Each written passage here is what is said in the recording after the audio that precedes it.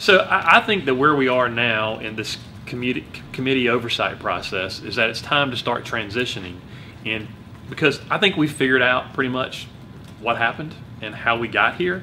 I think now we need to focus on what is the legislative response going to be, right? What solutions are we going to propose? And to that point, whether Santee Cooper remains public or whether it is privatized is a big part of that conversation. We really need to focus, in my opinion, on what the impact would be on customers, on ratepayers across the state if there is a sale. And what's it going to do to rates if somebody else comes in and buys? I've got a real question about that, because I don't want to screw over customers any more than they've already been screwed over.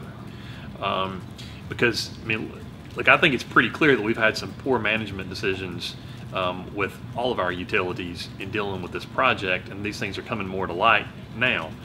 So what we've been talking about recently is the debt that's out there and how customers are on the hook to pay that debt back, and there's not really a whole lot we can do to give them relief. I don't know how you give them relief unless you sell Santee Cooper.